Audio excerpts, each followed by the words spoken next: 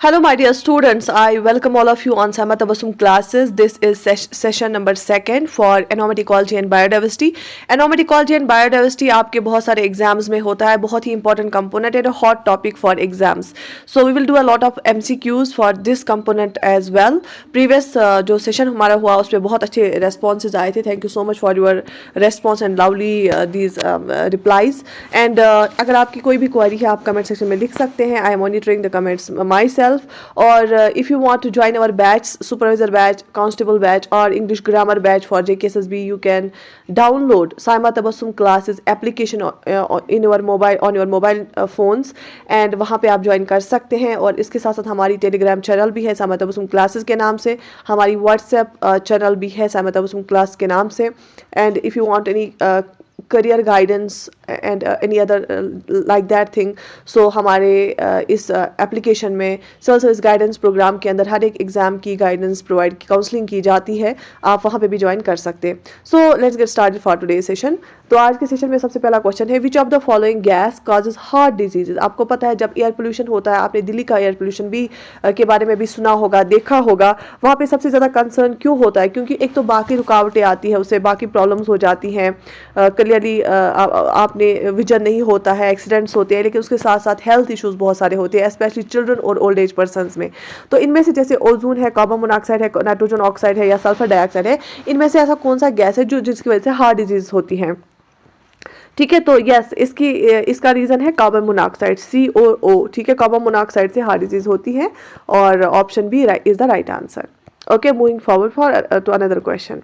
Kaziranga national park is situated in, आपको पता है हमारी कंट्री में बहुत सारे, आप मुझे कमेंट सेक्शन में लिखो कि अभी प्रेजेंट में अभी आप सर्च भी करो कितनी नेशनल पार्क्स है इंडिया में, कितने, ज़्यादातर इंपॉर्टेंट आप मुझे ये लिखो कितने रामसर साइट्स है, रामसर साइट्स है इंडिया में, और कितने टाइगर रिजर्व्स हैं इंडिया में, टाइगर रिजर्व्स. ठीक है, कितने रामसर साइट्स है इंडिया में, कितने टाइगर रिजर्व है, कितनी नेशनल पार्क है, ये मुझे आप कमेंट सेक्शन में लिख लेना.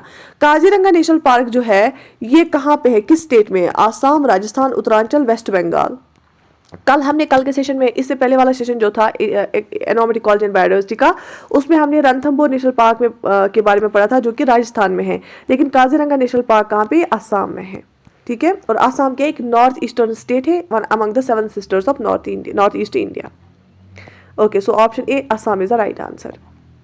The network of large number of food chains existing in the given set of organism is called. जब फूड चेन क्या होता है, हम दिखाते हैं कि ये जो है ना, इसको ये जानवर खाता है, इसको ये खाता है, इसको ये खाता है, तो एक फूड चेन बनती है. ठीक है, पहले प्लांट्स होते हैं जो प्रोड्यूसर्स होते हैं, फिर उसको उन प्लांट्स को हर्बीवोर्स खाते हैं जो इन सिर्फ ग्रीन प्लांट्स खाते हैं, फिर कार्निवोर आता है वो हर्बीवोर को खाता है, फिर ओमनिवोर आता है वो कार्निवोर को भी खाता है, हर्बीवोर को भी खाता है और इस प्लांट को भी खाएगा. तो इसको फूड चेन हम बोलते हैं. अब अगर हम यही बहुत सारी फूड चेन्स आपस में मिलाएंगे, उसको हम क्या बोलते हैं? Food world, food chain, food pyramid, food web. उसको बोला जाता है ऑप्शन डी, फूड वेब. ठीक है, option D, food web is the right answer. Okay, the plant that are growing in dry lands are, ऐसे प्लांट्स जो dry lands में grow होते हैं उनको क्या बोला जाता है? Xerophytes, halophytes, mesophytes, hydrophytes. Choose the correct answer and yes the right answer is. So ऐसे प्लांट्स जो ड्राई लैंड्स में उगते हैं, जो ऐसी जगह उगते हैं जो लैंड पे उगते हैं लेकिन वहाँ स्केर्सिटी ऑफ वाटर हो, जहाँ पे पानी कम होता है. पानी कम कहाँ पे होता है? यूजुअली कहाँ पे होता है? डेजर्ट में होता है पानी कम, है ना, वहाँ पे पानी की किल्लत होती है. और ऐसे प्लांट्स जो वहाँ पे उगते हैं ना, ड्राई लैंड्स में उगते हैं, उसको हम क्या बोलते हैं? उसको जीरोफाइट्स बोलते हैं. क्या बोलते हैं? जीरोफाइट्स. इसकी एग्जाम्पल क्या है? इसकी एग्जाम्पल है जैसे कैक्टस. ठीक है, कैक्टस है, बाबुल है. ठीक है, ये एग्जाम्पल है जीरोफाइट्स की, जो कि ड्राई लैंड्स में उगते हैं, जो कि डेजर्ट एरिया में उगते हैं. ठीक है, ओके. और वहां पे यूजुअली जो प्लांट्स होते हैं ना, उनके पत्ते होते हैं छोटे. अगर छोटे भी होंगे ना और उन पे वैक्सी लेयर होता है, इनके जो लीव्स होते हैं ना, इनके या तो लीव्स होंगे ही नहीं, लीव्स के बदले क्या होंगे? थॉर्न्स होंगे, कांटे होंगे, या थॉर्न्स की जगह स्मॉल लीव्स होंगे, लीव्स की जगह छोटे पत्ते होंगे. और जो ये पत्ते होते हैं ना, इस पे वैक्सी लेयर भी होता है. देखो, ये एडिशनल इन्फॉर्मेशन याद रखना. वैक्सी लेयर क्यों होता है? क्योंकि ट्रांसपिरेशन से क्या होता है, वो पानी बाहर आता है, तो सो दैट कि अगर लीव्स कम हो, लीव्स छोटे हो या वैक्सी लेयर हो, तो ट्रांसपिरेशन से पानी कम बाहर आए प्लांट से. ठीक है, तो प्लांट में पानी रिजर्व रहे इसलिए. ठीक, तो यहाँ पे इस पीडीएफ में इसका आंसर थोड़ा गलत रहा है. ये तो सॉल्ट वाले एरिया में होते हैं, इसमें ऑप्शन ए आएगा, जीरोफाइट आंसर आएगा. ठीक है, xerophytes is the right answer. Got it. Moving forward. Digest is an example for digest is an example for biotic component. देखो दो तरह के कंपोनेंट्स होते हैं हमारे एनवायरमेंट, एक होते हैं बायोटिक और दूसरा होता है एबायोटिक। ठीक है, बायोटिक होता है लिविंग कंपोनेंट, ठीक है, और एबायोटिक होता है नॉन लिविंग कंपोनेंट। ठीक है, जो जानदार नहीं होगा उसको हम एबायोटिक बोलते हैं, और बायोटिक होता है जो जानदार होता है, लिविंग कंपोनेंट होता है। अब यहाँ पे हम ऑप्शंस देखेंगे, हमें क्या देखना है, एग्जांपल देखनी है बायोटिक कंपोनेंट कौन है, इसमें से लिविंग कंपोनेंट कौन सा है। एयर है ना, ये नॉन लिविंग है, ये एबायोटिक कंपोनेंट है। ठीक है, वाटर है एबायोटिक कंपोनेंट नॉन लिविंग है, रेन भी है एबायोटिक कंपोनेंट नॉन लिविंग, लेकिन फ्रॉग क्या है, ये लिविंग है ना, तो this is the biotic component. ठीक, so frog option B is the right answer है, ये बायोटिक कंपोनेंट है। Got it? Okay, option B is the right answer. Moving forward,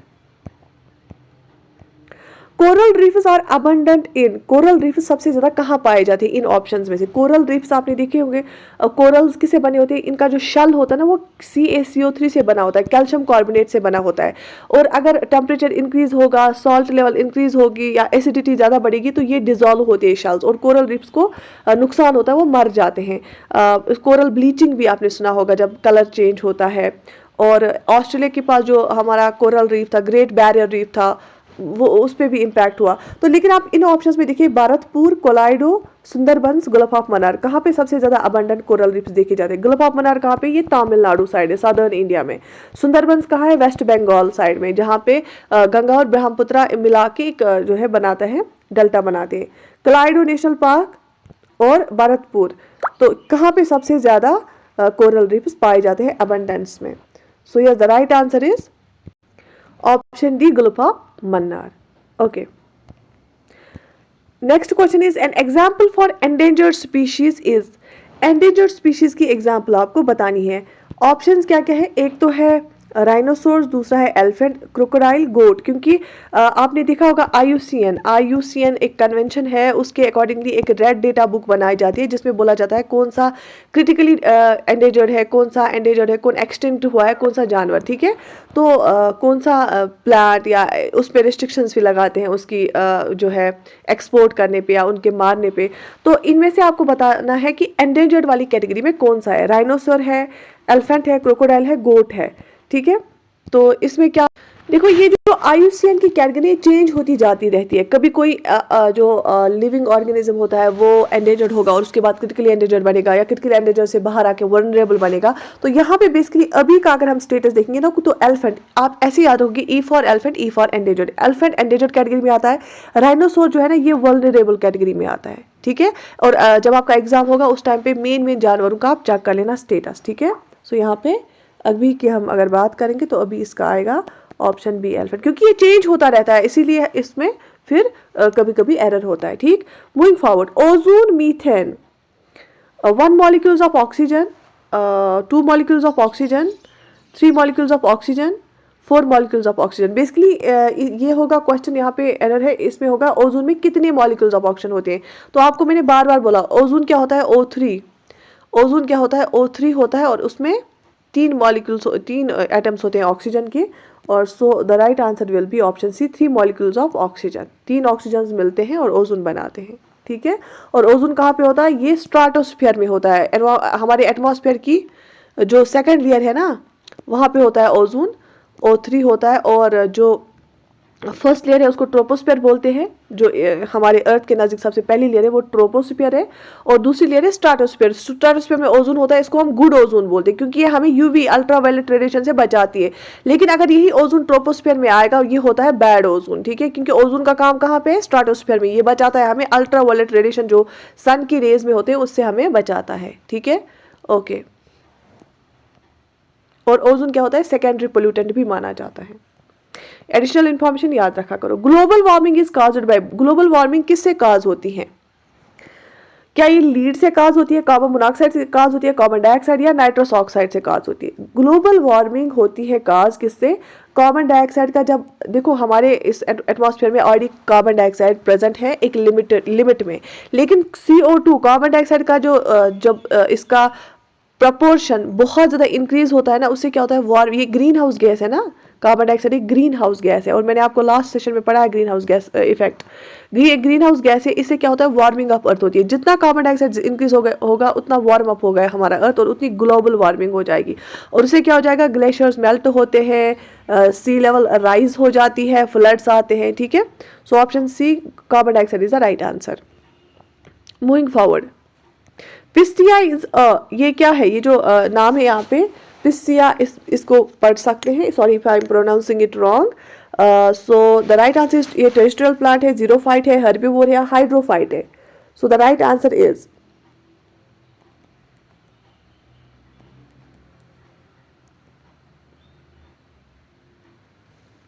क्या ये टेरेस्ट्रियल प्लांट है जो कि जमीन में उगता है, क्या ये जीरोफाइट है जो कि ड्राई कंडीशंस में उगता है, क्या ये हर्बीवोर है, क्या ये ऐसा ऑर्गेनिज्म है जो प्लांट खाता है, या हाइड्रोफाइट है कि जो पानी में उगता है। बेसिकली ऑप्शन डी इसलिए सही है, हाइड्रोफाइट। देखो मैंने आपको जीरोफाइट पढ़ाया जो कि ड्राई लैंड कंडीशन में उगते हैं, जो कि डेजर्ट कंडीशन में उगते हैं जब पानी कम होता है। ठीक है, हर्बीवोर होता है ऐसा जानवर जो प्लांट्स को खाता है। ठीक है, टेरेस्ट्रियल प्लांट होता है जो सिंपली लैंड पे कल्टीवेट हम करते हैं। पिस्टिया क्या है, ये एक प्लांट है, तो ये हर्बीवोर तो नहीं होगा जो प्लांट्स को खाएगा, खुद एक प्लांट है। लेकिन ये क्या है, ये हाइड्रोफाइट है, ये पानी, ये एक्वेटिक होता है, ये पानी में उगता है। It's a genus of aquatic plants in arum family का ये प्लांट है, एक्रेशिया फैमिली का। ठीक है, तो ये हाइड्रोफाइट है जो पानी में उगता है। शाबाश। देखो अगर एग्जैक्ट ये डायरेक्ट क्वेश्चन नहीं आएगा ना, जो मैं एडिशनल पॉइंट्स बताती हूँ ना, इनसे आपको नॉलेज इंक्रीज हो जाएगी। Okay, moving forward, for joining classes you can download our app Sama Tabassum classes from Google store. Earthworms are used in, ये अर्थवर्म्स कहाँ कहाँ पे यूज होती हैं, treatment of sewage, culture, vermiculture, waste disposal. So yes, earthworms कहाँ कहाँ पे इस्तेमाल होती है, option D waste disposal is the right answer. Okay, क्योंकि अर्थवर्म जो होते हैं ना वो मैन्योर बनाने के काम आती है। ये क्या करते हैं काम, ये बायोडिग्रेडेबल क्लीनर्स होते हैं। ठीक है, जो वेस्ट को मैन्योर बनाते हैं। So option D waste disposal is the right answer. Producers क्या होते हैं, इनमें से कौन प्रोड्यूसर्स होते हैं, क्या एनिमल्स प्रोड्यूसर्स होते हैं, नहीं, क्योंकि एनिमल्स खुद डिपेंड है, ये खाते हैं, कुछ एनिमल्स खाते हैं प्लांट्स को, कुछ एनिमल्स खाते हैं दूसरे एनिमल्स को। ठीक है, बैक्टीरिया, क्या बैक्टीरिया प्रोड्यूसर होता है, फंगाई, प्लांट्स। तो ऑब्वियसली अगर हम इसमें कैटेगोरिकल देखें, प्लांट्स, ग्रीन प्लांट्स होते हैं, ऑप्शन डी ये तो प्रोड्यूसर होता है, क्योंकि प्लांट्स में क्या होता है, प्लांट्स में प्रोसेस ऑफ फोटोसिंथेसिस होती है। ठीक है, क्यों, फोटोसिंथेसिस जो होती है ना, ये होती है ग्रीन प्लांट्स में, जिनके ग्रीन पत्ते होते हैं, जिनका स्टम भी ग्रीन होता है ना, उसमें एक चीज होता है इनकी सेल्स में क्लोरोप्लास्ट होता है एक कंपोनेंट। ठीक है, एक ये होता है क्लोरोप्लास्ट में क्लोरोफिल होता है। क्लोरोफिल की मौजूदगी में और जब सनलाइट होती है तो उसमें फोटोसिंथेसिस होती है। फोटोसिंथेसिस में क्या होता है, ग्लूकोज बनता है, खाना बनता है। एक तो प्लांट अपने लिए कंज्यूम करता है, और बाकी जब वो ग्रो होता है उसको बाकी खाते हैं, हर्बीवोर्स खाते हैं, जैसे गाय है वो भी प्लांट्स खाती है। गाय तो एनिमल्स को नहीं खाती है ना, हर्बीवोर है, प्लांट्स खाती है। या ओमनीवोर होता है जो दोनों खाएगा, एनिमल्स को भी खाएगा और प्लांट्स को भी खाएगा। ठीक है, शाबाश। So option D plants is the right answer. Xerophilous plants occur in, xerophilous plants कहाँ पे होते हैं, desert conditions, Himalaya, savannas, wet savannas. ठीक है, अगर आपने जियोग्राफी पढ़ी होगी, एनोमेटिक इकोलॉजी अच्छे से पढ़ा होगा, आपको पता होगा सवाना किसको हम बोलते हैं। तो जो जीरोफिलस प्लांट्स होते हैं ना, वो किस कंडीशन में ज्यादा उगते हैं,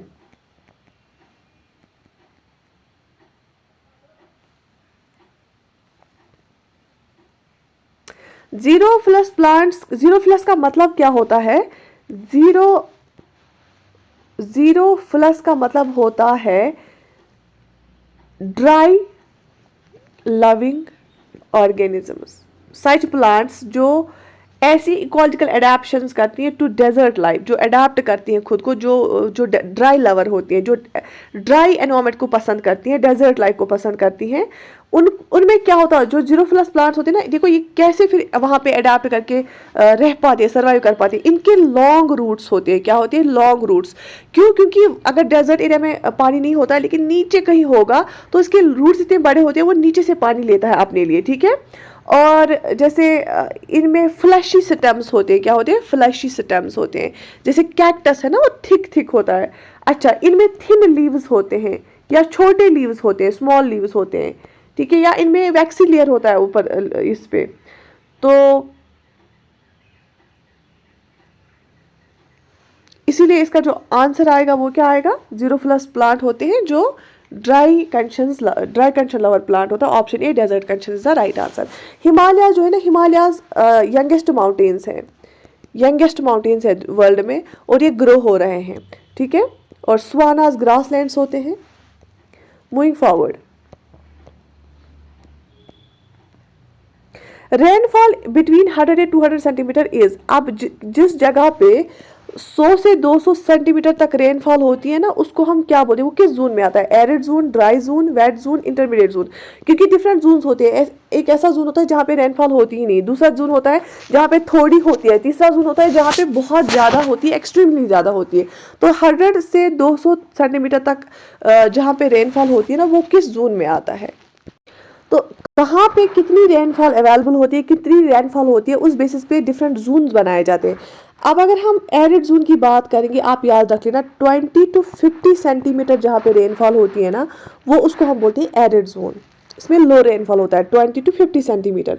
उसके बाद सेमी एरिड हो गया जहाँ पे 50 to 100 सेंटीमीटर बारिश होगी, ठीक है, सेमी एरिड उसको हम बोलते हैं।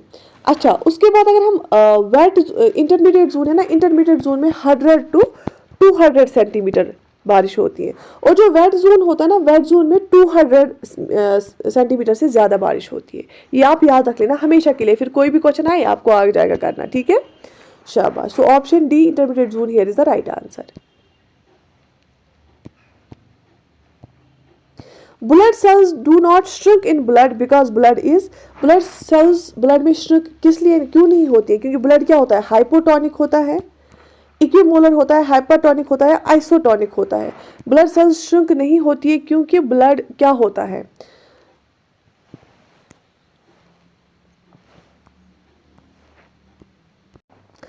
ब्लड में ब्लड सेल्स इसलिए श्रिंक नहीं होती है क्योंकि ब्लड आइसोटोनिक है, ठीक है।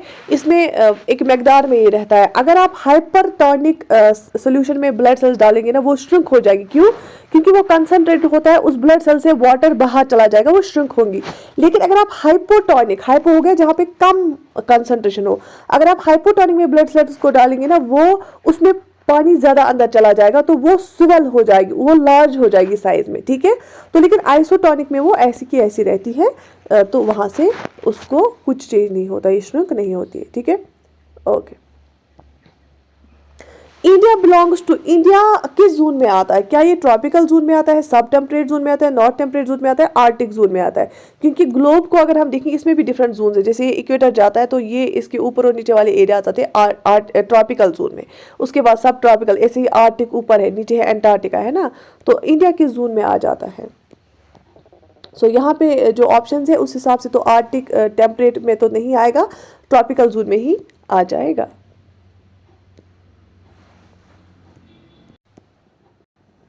Okay, moving forward. The zone that extends both in the eastern and western hemispheres of Earth is.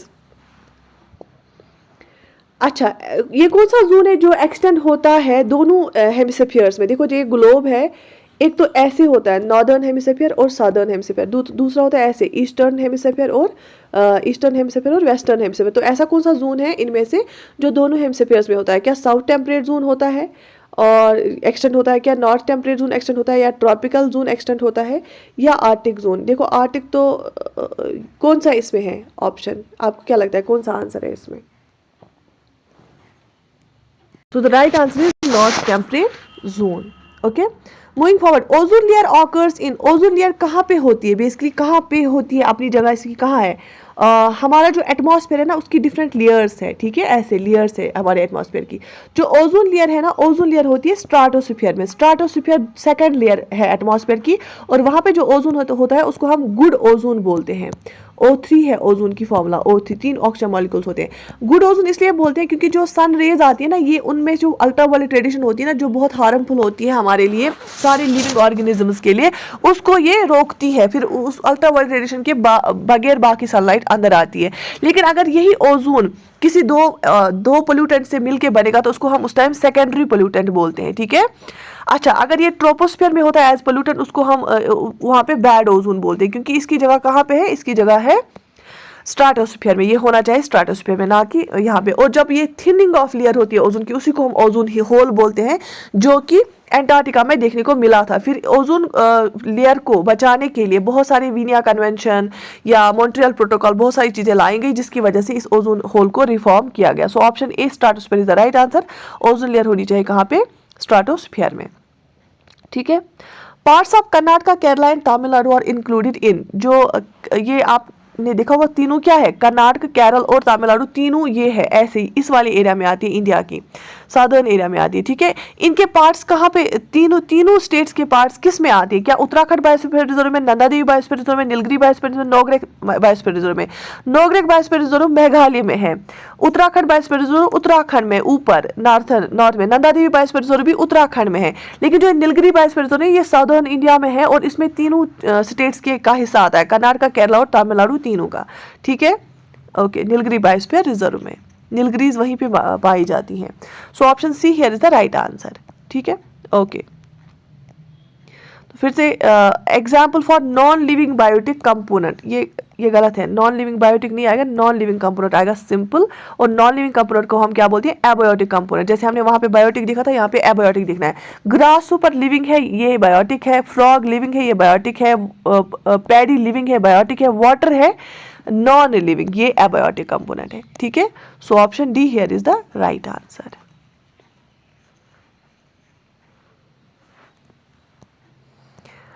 Got it.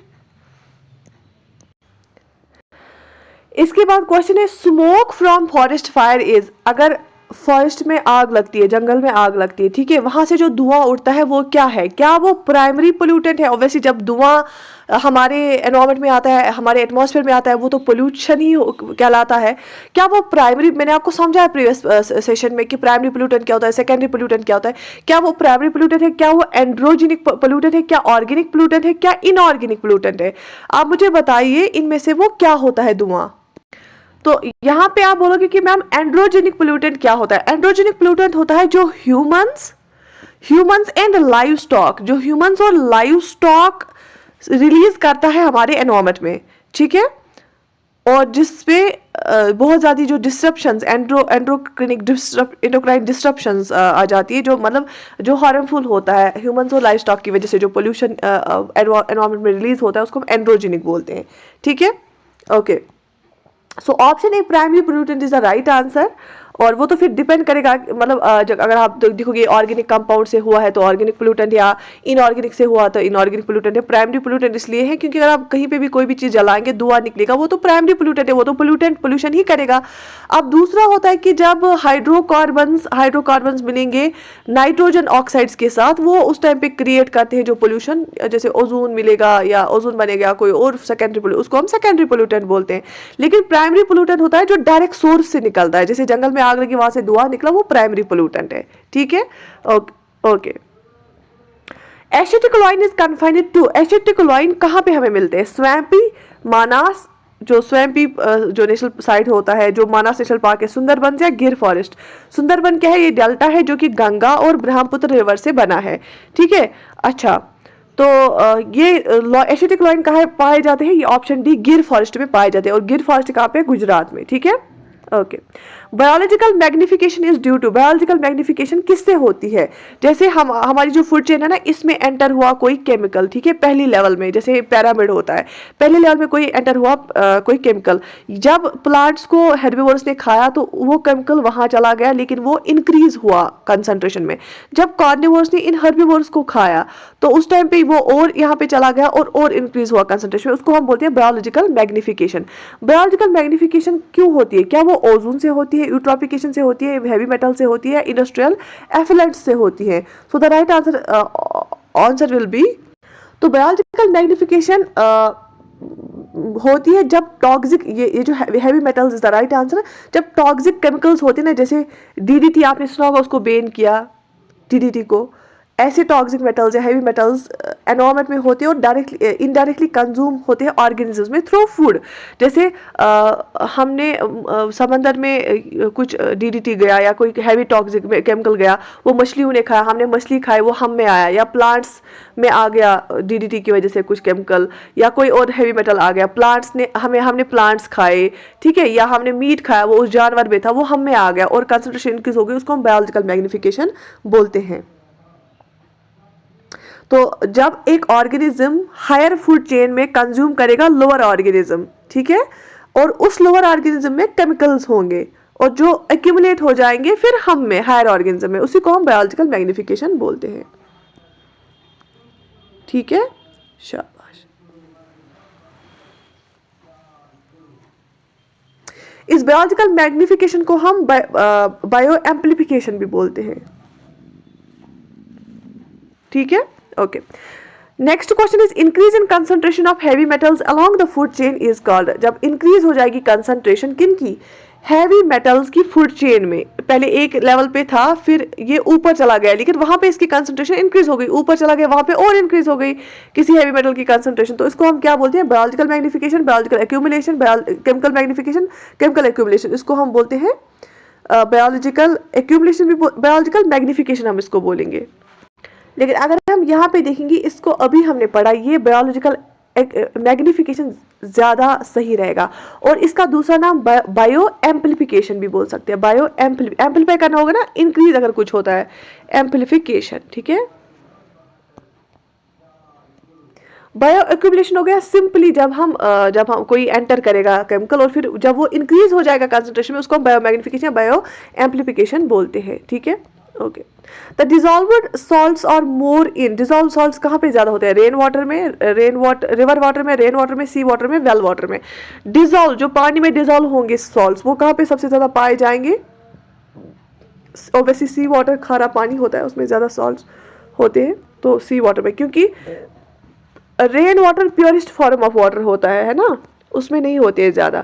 उसके बाद जब ये रेन वाटर नीचे गिरता है, रिवर्स में आता है, रिवर्स टकराती है इनके साथ, रॉक्स के साथ, वहाँ से सॉल्ट निकलता है, इसमें जमा होकर अल्टीमेटली सी में पहुँचता है और वहाँ पे सारे जो सॉल्ट्स होते हैं डिजॉल्व होते हैं, तो वहाँ पे कंसंट्रेशन ज़्यादा होती है। ठीक है, एम्फीसीमा इज ये एक डिजीज़ का नाम है, ये कौन सी डिजीज़ होती है, एम्फीसीमा एक ऐसी कंडीशन होती है जिसमें एयर सैक्स होते हैं ना लंग्स के, वो डैमेज होते हैं और एनलार्ज्ड होते हैं, उसमें ब्रेथलेसनेस होती है।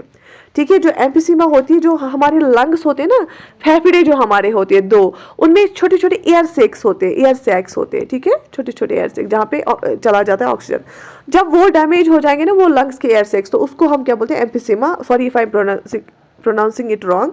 तो अब लंग्स के साथ जो भी डिजीज होती है ना, उसको हम रेस्पिरेटरी डिजीज बोलते हैं। जो दिल के साथ बीमारी होती है उसको हम हार्ट डिजीज बोलते हैं, और अल्लाह बचाए इन चीज़ों से, बाकी रेस्पिरेटरी डिजीज को हम बोलते हैं एम्फीसीमा, जो जहाँ पे लंग्स हमारे डैमेज होते हैं। So option D is the right answer, respiratory disease. ठीक है, the areas near the poles belong to, जो हमारे अर्थ पे पोल्स होते हैं ना, एक तो नॉर्थ पोल है और दूसरा साउथ पोल है, और ये ठंडे इलाके होते हैं, इसमें ये बहुत स्नो क्लेडेड होते हैं। नॉर्थ ये है नॉर्थ पोल और ये है साउथ पोल। जो एरियाज इन पोल्स के पास होते हैं ना, उस बिलोंग करते हैं, उनको हम क्या बोलते हैं, क्या साउथ टेम्परेट जोन बोलते हैं। देखो नॉर्थ और साउथ अलग अलग तो आएगा नहीं, ऊपर भी पोल है नीचे भी पोल है, तो ऑब्वियसली इसमें आप टैग नहीं लगा सकते नॉर्थ साउथ, ये दो ऑप्शन वहीं पे गलत हो गए। ट्रॉपिकल आपको मैंने बोला, इक्वेटर के जो ऊपर और नीचे जो इस एरिया में है जोन, इसको हम ट्रॉपिकल बोलते हैं। और इसको क्या बोलते हैं फिर, आर्टिक बोलते हैं। जो हाँ जो पोल्स पे होता है उसको हम आर्टिक जोन बोलते हैं। ठीक है, okay. Tamil Nadu belongs to, Tamil Nadu किस जोन में आता है, क्या ये एरिड जोन में आता है, ड्राई जोन में आता है, इंटरमीडिएट जोन में आता है, वेट जोन में आता है। तो तमिलनाडु बिलोंग्स टू, जो तमिलनाडु है ना, इस स्टेट का अगर हम देखेंगे ना, एक रेंज में जो जोन आता है, क्लासिफिकेशन ऑफ क्लाइमेट जोन में आता है, ये इसका वेरी होता है। अगर कुछ मंथ्स में इसमें बारिशें होती है, कुछ मंथ्स में नहीं होती है, तो वेरी हो जाएगा। ड्राई, सब ह्यूमिड से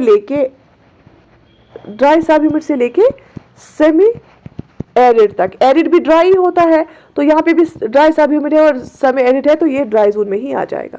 ठीक है, ओके। क्लाइमेट पे क्वेश्चन आते हैं यूजुअली। ये एनवायरनमेंट और इकोलॉजी और जियोग्राफी में बहुत सारी चीज़ें मिलती हैं आपस में, ठीक।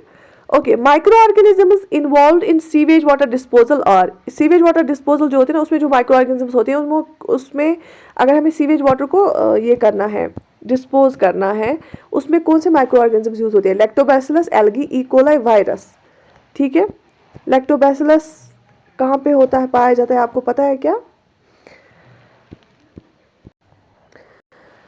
आप देख लीजिए, सीवेज वाटर डिस्पोजल में इसमें एनारोबिक बैक्टीरिया भी यूज़ होते हैं, एरोबिक बैक्टीरिया भी यूज़ होते हैं। एनारोबिक हो गया जब ऑक्सीजन के बगैर हम प्रोसेस कराते हैं, एरोबिक हो गया जब विद ऑक्सीजन प्रोसेस कराते हैं। ये तो खैर इन डिटेल है, बट आप याद रखना लैक्टोबैसिलस एसिडोफिलस जो है,